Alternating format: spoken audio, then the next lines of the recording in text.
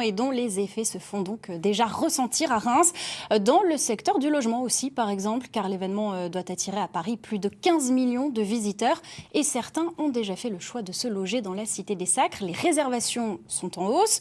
On va analyser cela avec vous, Alice Broga. Bonsoir. Bonsoir. Alors, est-ce que Reims va faire le plein durant ces Jeux ?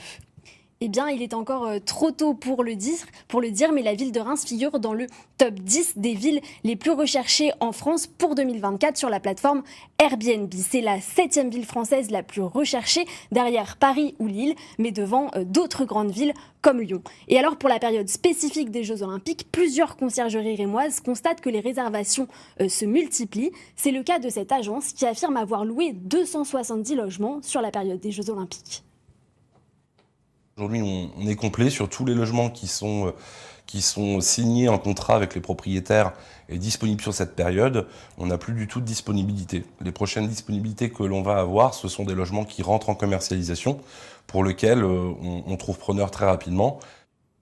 Et alors Alice, doit-on s'attendre à une flambée des prix des locations ? Alors effectivement, les prix risquent d'augmenter. Les conciergeries que nous avons contactées nous ont dit avoir multiplié par 2 ou par 3 le tarif de leur nuitée pour l'été 2024. Mais attention, ça reste bien moins qu'à Paris, où les prix de certaines locations vont parfois jusqu'à être multipliés par 10. Et quel est le profil de ces visiteurs qui choisissent de séjourner à Reims ? Eh bien, ce sont des visiteurs qui sont avant tout attirés par la proximité avec Paris, des touristes étrangers, mais pas seulement. Je vous propose d'écouter ce responsable d'une conciergerie rémoise. Alors, les premiers qui ont réservé sont des Parisiens. Des Parisiens qui ont loué leur résidence principale pour les JO, parce que chez eux, ils louaient beaucoup plus cher et qui sont venus se mettre à 3/4 d'heure de Paris en TGV dans nos appartements. Et du coup, eux ont pris un peu d'avance sur les réservations pour pouvoir être sûrs d'en avoir. Et ensuite, on a des Américains, des Hollandais, des Belges et d'autres Français venant d'ailleurs dans la France.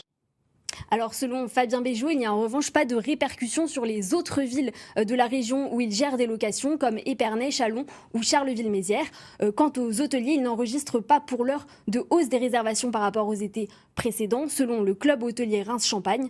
Mais voilà, cette tendance, elle pourrait encore évoluer dans les prochaines semaines car la SNCF a ouvert il y a quelques jours ses ventes de billets pour l'été 2024. Situation à suivre donc. Merci Alice pour ces précisions. Et allez, dernière question, êtes-vous claustrophobe ?